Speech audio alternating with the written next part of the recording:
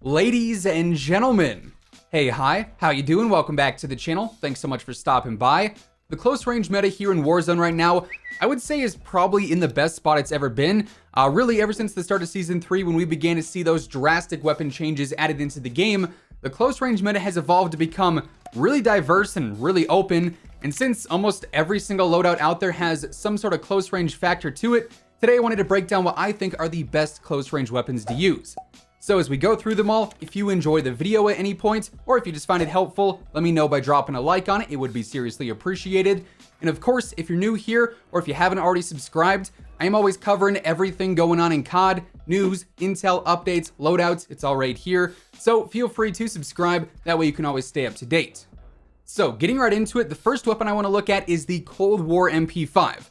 Honestly, both the MP5s in Warzone are fantastic choices. The Modern Warfare MP5 has been great ever since launch. It's always been one of the top contenders for one of the best SMGs in the game. And ever since the Cold War integration, the Cold War MP5 has also been a top contender as well.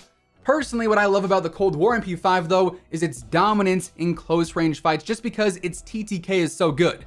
The Cold War MP5 actually has the best TTK out of any SMG in the game, up through I think like 8 to 10 meters. So if you're in those real close range fights, the Cold War MP5 statistically is the best choice you can use in terms of SMGs. And beyond that, its TTK is also very competitive as well. I mean, this thing, it's gonna just wipe enemies. It's gonna delete them if you're hitting your shots. That said, it does take a bit more skill to use, I think, compared to the Modern Warfare MP5. The recoil, while it is just straight vertical, is a lot more noticeable, especially as you get into some longer distance fights, which really is not the most ideal places to be fighting with this gun anyways. But up close, because naturally recoil is a lot easier to control when that target is bigger and they are closer to you, I don't find it to be too much of an issue. Of course, you can use certain attachments to combat that, but really, outside of the more noticeable recoil, the Cold War MP5 doesn't really have any major drawbacks in my mind. It's pretty mobile, pretty agile, especially with the setup that I use. Like I said, it hits hard like all around. This is a very, very competitive SMG. Now, getting into the attachments, first up, I'm using the basic sound suppressor. As we know with the whole Season 3 Reloaded update, this actually was buffed on a lot of weapons. And it is especially useful here on SMGs because you're actually getting some better mobility and some slightly better velocity while also being able to stay off the minimap. So it's definitely a nice trade-off compared to the agency, which actually hurts your mobility. And in the case of the MP5, which is a bit slower than the base Modern Warfare MP5, you actually get that extra mobility, and that is a super nice bonus to have. Alongside that, I personally use the Tiger Team Spotlight Laser. This is going to increase the mobility even more. To complement that, I also use the Bruiser Grip. However, this is sort of the asterisk in the class setup. The Bruiser Grip is not going to help with recoil here, and if you're having some trouble, staying on target, if the recoil is bothering you, I would definitely swap out the Bruiser for, say, the Field Agent Grip. That way you have some better control. But me, personally, I'm looking for mobility here. The damage is there, and I can control this weapon. I know the recoil pattern. I've gone in and I've just made sure I've mastered that, so I'm good to go there. And I want to focus on getting that speed and making sure I can just fly around. So Bruiser and Tiger Team together, while also factoring in the bonuses from the sound suppressor, make this gun very, very fast, and I absolutely love that. I've also got the 50-round drum on there, pretty basic extended mags. Then finally, I've got the Serpent Grip. You could always go the route of like a stock as well, but personally, I like that increased ADS time. That's also helping out the mobility here. So we pretty much cover all bases. We've got the damage, we've got the mobility. The control, like I said, is definitely doable once you get the weapon mastered. So you're good to go in all aspects there, and that makes this gun very, very dominant. Then following that, we've got another SMG. This time it's going to be the Bullfrog. Previously, prior to its most recent nerf, the Bullfrog was insane up close if you were hitting headshots. Now, headshots are still a huge factor, and like they will allow this gun to just destroy people. It will melt people if you're factoring in 1 or 2 headshots into the equation. But even without that, the Bullfrog's TTK up close is pretty impressive. And again, it's a very fast SMG. It's super easy to use, way easier than the Modern Warfare MP5, way easier than the Cold War MP5. Like, this thing has no recoil whatsoever, in my opinion. Super clean iron sights. Like, as far as control goes, this thing is one of the best guns in the game, in my opinion. And then, like I said, when you factor in its mobility and its damage as well, you got a very all-around SMG. It's good in pretty much every single way. And when it comes to close-range fights, this thing is going to be fantastic. It's got that bigger magazine by default, so you don't have to waste an attachment spot there. You can make it excel in other areas instead. Like, I love this gun. It's so much fun to use. By far one of my favorite options as a secondary and as a close-range weapon in the game right now. So for my setup here, I'm once again using the sound suppressor for all the same reasons as before. Here I'm actually using the Task Force barrel to get a bit more range and velocity there. Usually on every SMG I'd be using the Task Force. The Cold War MP5 is one exception to that though. I also have the Tiger Team Spotlight and the Bruiser Grip here yet again. Like I said before though, if you really want to just maximize the control here, you could always swap that out for like the Field Agent or the Spetsnaz, whatever it is in this case. Then finally, I've got no stock on there as well. Moving on, we then have the AS Val from Modern Warfare.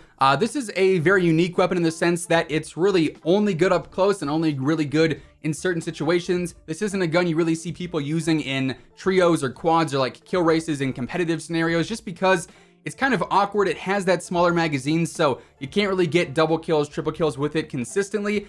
Even trying to like wipe a downed player can honestly cost you your life just because you have to stop and reload after that, which is really unfortunate. Like if this thing had a 45 round or a 50 round mag, it would probably be the best gun in the game just because its TTK is absolutely absurd. And in turn, up close, this thing is a beast of a weapon. Like it's a bit slower than an SMG, obviously, but the power it packs, I feel like makes up for that.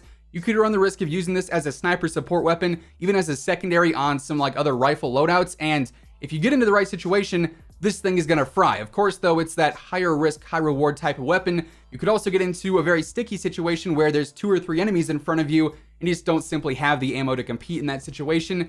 But outside of that, as a close range weapon, the Val is by far one of the best choices. So for the attachments here, I'm running the 200mm OSA barrel for better range. I've got the tack laser on there for some better stability and mobility. I use the Merc foregrip, however, you could probably experiment with some other foregrips as well. This is going to help with the control quite a bit. Ranger would do the same, so it kind of comes down to personal preference there. I also have the 30 round mags on there. That's pretty much a must have just because that is the biggest option or the largest magazine option. Then finally, I've got the Streetlock stock for better control and stability too.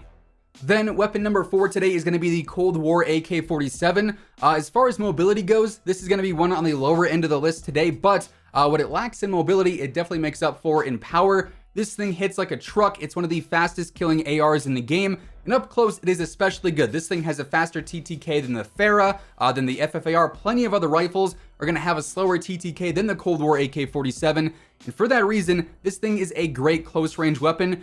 Not something I was necessarily expecting. Like if you would have told me the Cold War AK was going to be a great secondary on another assault rifle class or a great sniper support weapon, I would have thought that was kind of weird. I would have figured this would be like a medium range based weapon, but lo and behold, if you use this thing as a secondary, if you build it to be faster, it's actually extremely good for close range fights. It's a weapon that I've really been enjoying lately. I run this with like an AMAX. You could use this like with a car or a Swiss. It's going to be great for those CQB situations where you're pushing a building, where you're up close and personal with some enemies. It's going to fry. It's got the power. Surprisingly, the control is actually very easy as well. You don't really need an optic, so it's very easy to stay on target. All around, I'm a fan. Kind of an underrated weapon in my opinion. Now here I am running the base suppressor, so I am getting that extra mobility and that slightly better velocity. You could use like the agency here, but it's going to slow you down a little bit. And because we're using this up close, I don't want to have that speed decrease. So the regular suppressor, I feel like works great. I've also got the Spetsnaz RPK barrel on there for extra velocity and better strafe speed. I've got the Tiger Team Spotlight yet again for better mobility, the 45 round speed mag, and then finally the Serpent Grip. Surprisingly, you don't really need an underbarrel here because it is so easy to control. And this setup, like I said, is fantastic for just pushing fights and playing up close. And then to round things out, the last weapon I want to look at today is going to be the Streetsweeper, actually. I was kind of torn between the Gallo and the Streetsweeper here. I figured we couldn't talk about close range weapons and not include a shotgun, because let's be honest, these are going to delete up close. And ultimately what it came down to is the Streetsweeper can have an 18 round mag, and if you're just strictly focusing on close range fights, that's going to allow this thing to delete people. That said, the Gallo is also a great alternative, but strictly for trying to get the most out of a weapon up close, I feel like the Streetsweeper is a great choice.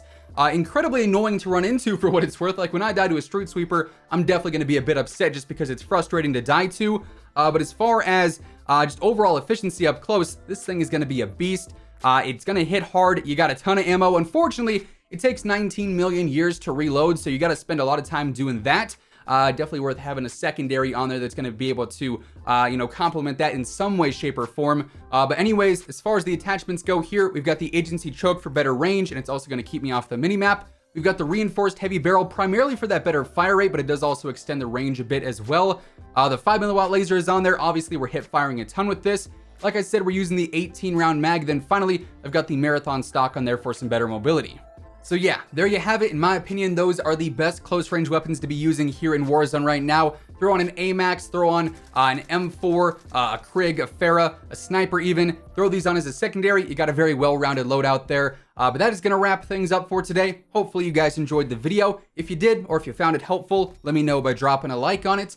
And of course, if you're new here, or if you haven't already subscribed, I am always covering everything going on in COD. News, intel, updates, loadouts, you name it, it's all right here. So feel free to subscribe with your notifications turned on. That way you'll always know whenever I upload a new video.